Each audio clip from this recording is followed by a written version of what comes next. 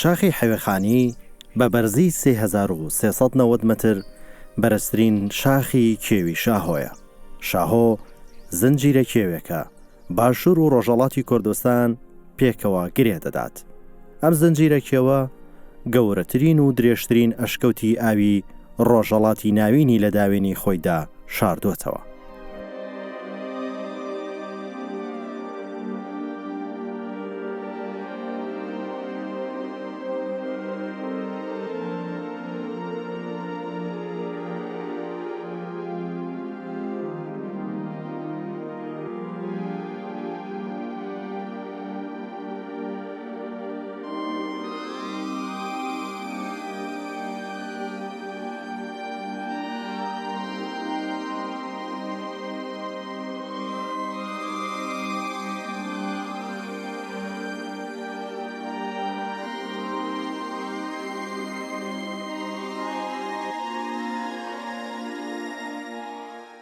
ئەشکەوتێکی مێژووی 65 ملیۆن ساڵە بە درێژایی نزیکەی 12 کیلۆمتر. ئێرە یەکێکە لە 7 شوێنەوارە سروشتیە ناوازەکانی ئێران و پاش ئەشکەوتی عەلی سەدر درێژترین ئەشکەوتی ئاوی کوردستان و ڕۆژەڵاتی ناوینە.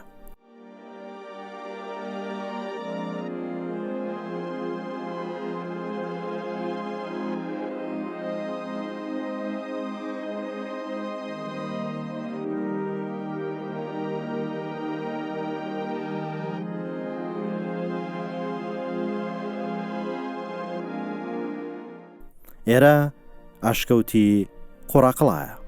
50,000 ساڵ پێش ئێستا شوێنی نیشتەجێبوونی ڕاوچەکانی سەردەمی بەردین بووە.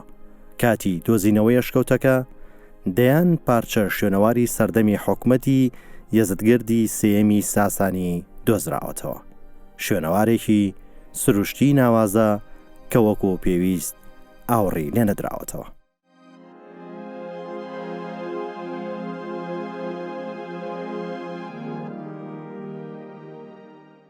لە 450 متری ئەم غارە ئێمە دوودانە تالارمان هەیە. 350 متری غارەکە کە ئەلان ئێمە قەرارمان گرتیەت یا تالارێکمان هەیە بە ئسمی تالاری مریەمە کە قەندیلێکە ها لە ناو غارەکەوە شکڵی تەندیسی حەزەتی مریەمەدا شکری دایکەدا مناڵەکەی وە باوەشۆیە. با قسمەتی 450 متریش هەر قەندیلێکمان هەست حاڵەتی هوشترێکی هەست کە ناویان یاگە تالاری کەوانی شتۆر. لە قسمەتی 500 متری غارەکەەوە هێمە مەسیرێکمان هەت 220 مترە سەقفی چەسپیاوە بە ناوی ئاوە ناویان یاگە تونێلی بەرزەخ یا سیفونە کە 220 متر سینەخیزشێ و ناوی ئاوا بچیت کە قەرار بوو گە میراسی کرماشان بێتە سەریکاری لەسەر بکە ئەم قسمەتە لە کەف و خاکبەرداری بکە ئەم قسمەتە تونێلی شیشەی دەکەن. لە مەسیری 1000 متری غارەکەەوە هێمە تالارێکمانە بە ئسمی تالاری بلور. ئەو قسمەتانە کولەن حاڵەتی بلووری هە. بعد لە قسمەتی سەقفی تالاری بلورۆ هێمە قەندیلێکمان هەست لە سەقف و هەڵقاوێز بوون بەسەر قەندیلێکی باریکۆ لە خوارەوە 70-80 کیلو وەزنیان هە ئەم قەندیلانە حاڵەتی چەتری واژگون یان لوستریان هەست. لە مەسیری 1500 متری غارەکەی هێمە تالارێکمان هەست بە ئیسمی تالاری بلورە تالاری عروسە. تالاری عروس ارتفاعی سەقفی تالاری عروس لێرە فقط بەرزایەتی سەقفەکەی 100 مترە. قەندیلێرێکە هاست بەقەس سەقف و هەڵقاوێز بووگن 5 متر تا 8 متر لە سەقف و هاتوێسە خوارەوە. مەسیری 2600 متری غارەکەیش 4 دانە ئابشارمان هەست. ئابشارەکان لە ارتفاعی 12 متر 10 متر 8 متر و 2 متر تێتە خوار ئەڕژێتە ناو ئەم ئاوە. ئەلان ئاوەکەیش نە کولۆرزەنیەوێ نە تەسفیەوێ بۆ ناو دێ قوڕەقڵا ئەچێ کە ئازمایشیشیان گرێ فقط 4% ئاهەکی هەست. بعد دێ قوڕەقڵا چەند نەفرێ لە مردمی دێکە 200-300 ساڵ لەمەوە پێش هاتوون بە شوێن سەرچاوی ئاوەکەوە. بەڵام ئەو زەمانە چون ئێرا تاریک بووە مەسیریش بە ناو ئاوەکەوە بووگە مردمی قوڕەقڵا تا نزیک بە 100 متر لە غارەکەیان شناسایی کردووە. تا ساڵی 1336 کە ئەوەڵین گرۆیە هاتگە ئەمریکا هاتگە 1342 ئینگلیس بووگە ساڵی 63 فەرانسە بووگن. ئەمانە تا 500 متر لە غارەکەیان شناسایی کردووە لە مەسیری 500 متریچیا تاپڵۆیان کوتاوە. ساڵی مردادی ساڵی 1368 بوو کە گورۆی کانونی کرماشان بە سەرپەرستی ئاغای بێهروزی ئیزەدی مەسیری مستەقیمی غارەکە کە چووگن 3140 متر تەکی ڕێگە فەرعیەکان یا 13 کیلومتریان لێ شناسایی کردووە کە هێشتا ئاخرێکی معلوم نەوە بەرەو شاری سنە ئەچێتەوە. تەخمینی چیانداوە کەوتیانە شاید غارەکە 20 کیلومتری تریش ئەدامەی بێ. ئەم ئەشکەوتە سەرەتا لەلایەن ئەشکەوتەوانە ئەوروپی و ئەمریکەکان دۆزرایەوە و دواتر ئەشکەوتەوانە کورد و ئێرانیەکان توانیان بچنە قۆڵایی ئەشکەوتەکە و تا ئێستاش کۆتاییەکەی دیار نییە و وێنەی نەگیراوە. بەڵام لەناو ئەو بەشەی کە ئەشکەوتەوانەکان توانیوانە بچنە ناوی وێنەی بگرن چەندین داڵانی گەورە و تافگەی گەورە و بچووک هەیە.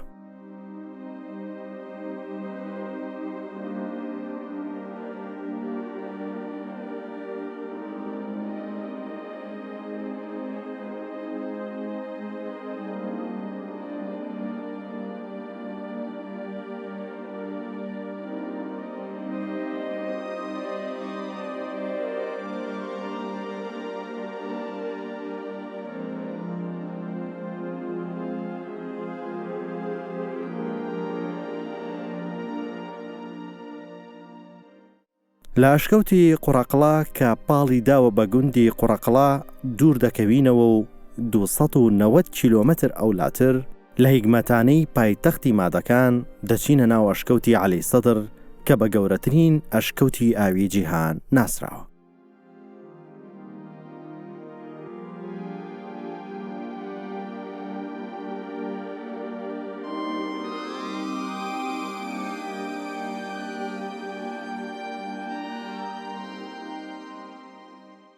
ئێرە یەکێکە لە ناوازەترین شوێنەوارە سروشتیەکانی جیهان کە مێژووی بۆ سەردەمی ژوراسیک دەگەڕێتەوە. ئێرە گەورەترین ئەشکەوتی یاوی جیهانە کە تێیدا بەلەم دەسوڕێتەوە و لە ناو ئەشکەوتەکانی جیهان درێژترین ڕێگەی ئاوی هەیە بۆ سواربوونی بەلەم و 12 کیلۆمەتر درێژە. ئاوی ئەم ئەشکەوتە لە چەندین ڕووباری گەورەی وەکو زاب، سیروان، ئەڵوەن و قەرەس و لەخۆ دەگرێ و سروشتێکی ناوازە و دەگمەن بە کوردستان دەبەخشێ. ئێرەیەکێکە لە جوانترین ئەشکەوتەکانی دنیا. سەر بە شاری کەبوتەر ئاهەنگە و لە ڕۆژهەڵاتی کوردستان هاوسنورە لەگەڵ دوو شاری بیجار و قڕوەی سەر بە پارێزگای سنە. ئەگەر لە ناوم ئەشکەوتە بینە دەر 60 کیلۆمەتر دوورتر لە ئەشکەوتەکە بینایەکی مێژووی پڕنەخش و نیگار دەبینین کە یەکێکە لە شاکارەکانی بیناسازی لە هەر چوار پارچەی کوردستان. نەخش و نیگاری سەرم بینایە لە گەچ دروست کراوە. مێژوویەکی 900 ساڵی هەیە و سەرەتا بە مەبەستی مزگەوت دروست کراوە، بەڵام دواتر بووە بە شوێنگۆڕی ماڵباتی عەلەویەکان و ناوی قوبە و گومەزی عەلەوی کەوتۆتە سەر.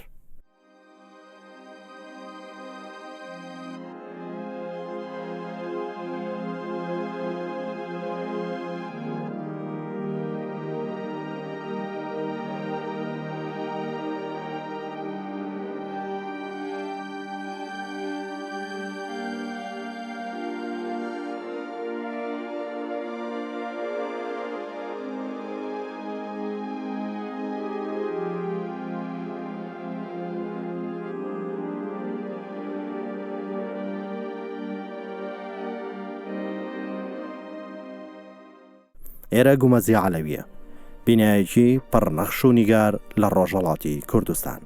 هونەری گەشتبڕی و خشتکاری سەرەمبینایە بۆ سەردەمی سەلجوقیەکان دەگەڕێتەوە. بەشی خوارەوەی گومەزەکە لە بەرد و خشت دروستکراوە و لە خوارەوە تا سەرەوە گومەزەکە بە نەخش و نیگاری جۆراوجۆر ڕازێنراوەتەوە.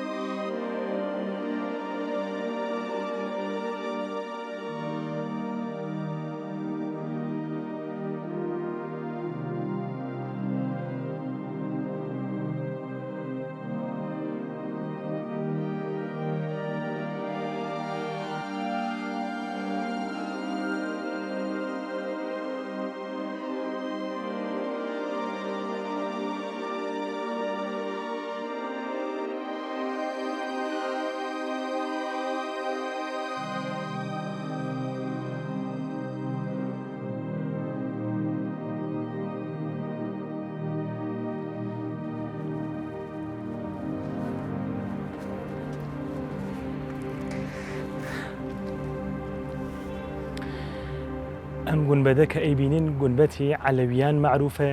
ئەم گونبەدە لە قەرنی 6 هیجری لە دەورەی سەلجوقیان دروست کراوە. تیرە و تایفەی عەلەویان لەو دەورە توانێت لە دوای ساختی ئەم گونبەدە ئەیرانە کردووە بە مزگەوت.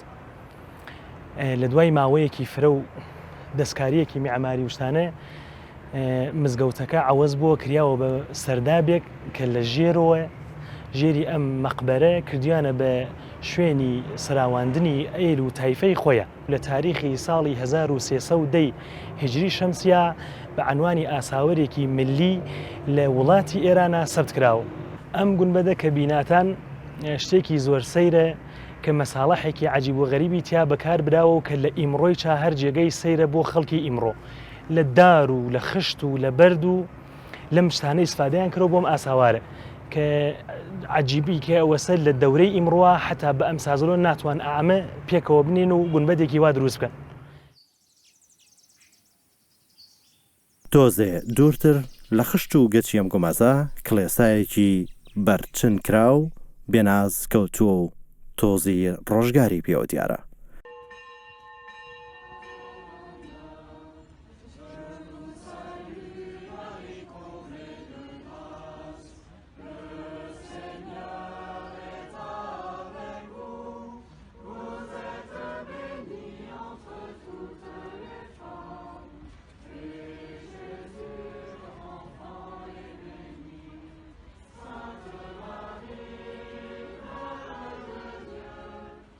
ئێرە کڵێسای ئینجیلیە لە هیگمەتانەی پایتەختی مادەکان، کڵێسایەکی بەرچن کراو کە بنمیچەکەی لە دارە، دەروازە و پەنجەرەکانی لە چێو دروست کراون و لە ساڵانی ڕابردوودا شوێنی نزا و پاڕانەوەی ئەرمەنیەکانی ڕۆژهەڵاتی کوردستان بووە.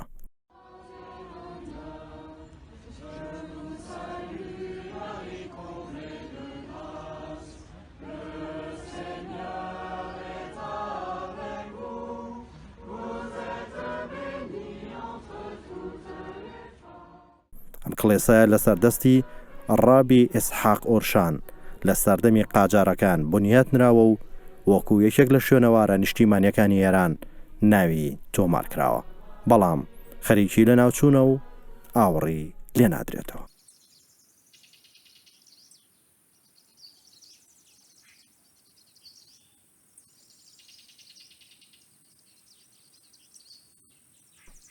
لە تەنیشتی ئەم شوێنەوارە چۆڵ و تەنیایە لاولاوەکان بەرۆکی بەرنادن و بەرد و پەنجەرەکانیان گرتوتە باوەش.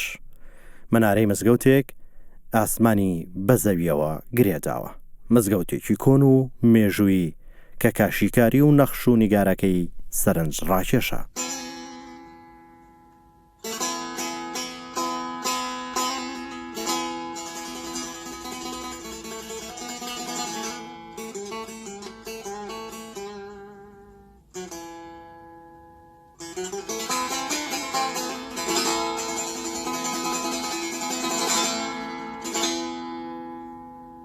مێژووی دروستکردنیان بینایە بۆ سەردەمی فەتحعەلی شای قاجار دەگەڕێتەوە.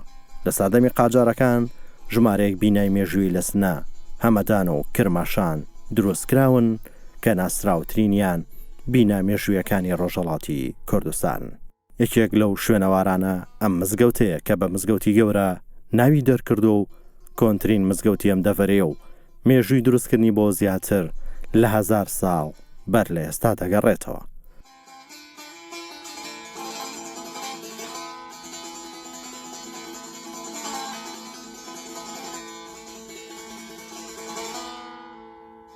ئەم بینایە لە دوو سەردەمی سەفەی و قاجار سەر لە نوێ نۆژەن کراوەتەوە.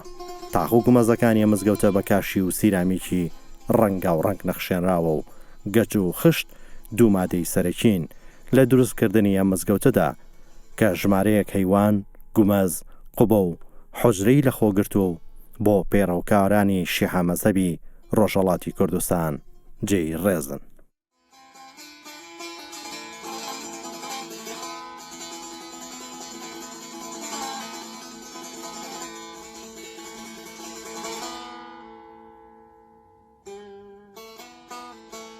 ئاوی ناوحەوزەکانی مزگەوتە و شوێنەوەڕەکانی دیکەم دەڤەرە لەو کارێزانەوە سەرچاوی گرتووە کە هەزاران ساڵە توێنوێتی خەڵکی ناوچەکە دەشێنن. یەکێک لە کۆنترینە و کارێزانە کە بە قسەی شوێنەوەڕناسەکان مێژووی دروستکردنی بۆ سەردەمی مادەکان دەگەڕێتەوە. ئەم کارێزەیە کە درێژترین کارێزی کوردستانە. ئەم کارێزە بە کارێزی قاسماوە ناسراوە. تا ئێستا بەشێکی لێ دۆزراوەتەوە و هەڵکۆڵینەکان بۆ دۆزینەوەی بەشەکانی دیکەی کارێزەکە لەلایەن شوێنەوەڕناسان بەردەوامە.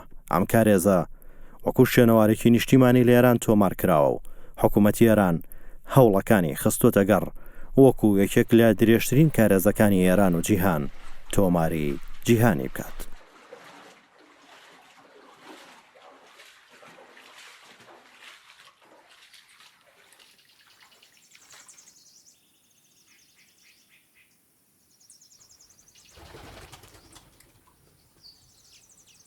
ئەم کارێزە 3000 مەتر درێژە و 13 مەتریش بەرزە و مێژووی دروستبوونی بۆ ئەو سەردەمە دەگەڕێتەوە کە یەکمەتانە بووە بە پایتەختی مادەکان. لە ئێستادا ئەم کارێزە تەنیا 5 کیلۆمتر لە شاری هەمەدان دوورە و بڕیارە لە داهاتوودا ببێتە مۆزەخانەیەک لە بنزەویدا بۆ پاراستنی کەلوپە لە مێژوویەکانی ڕۆژهەڵاتی کوردستان.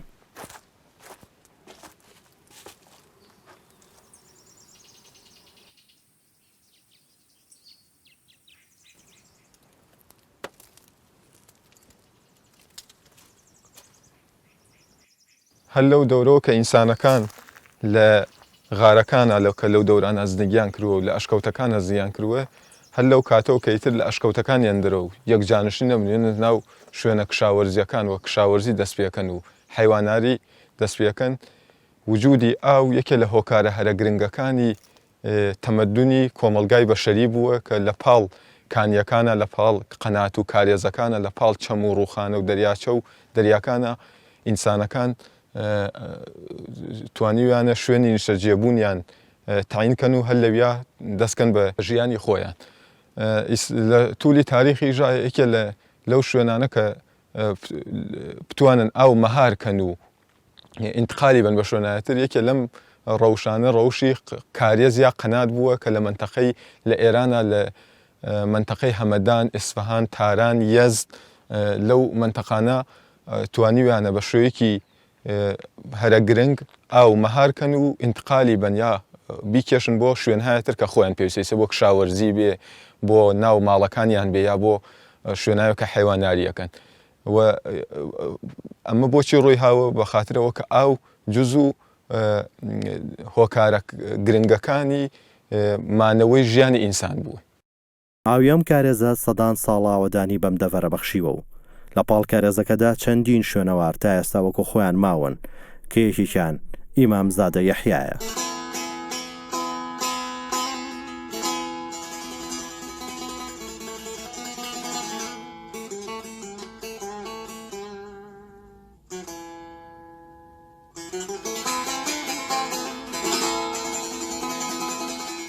مێژووی دروستکردنی بۆ سەدەی هەشتم تا دەیەمی کۆچی مانگی دەگەڕێتەوە و لە سەردەمی سەفەی و قاجارەکان نۆژەن کراوەتەوە. لە سەردەمی قاجارەکان هەیوانی بۆ دروستکراوە و لە سەدەی چواردەی کۆچی مانگی ئاوێنەکاری کراوە. جێ دەستی ئۆستاکارەکانی سەردەمی ئیلخانی و تەیموریەکانیشی پێوە دیارە.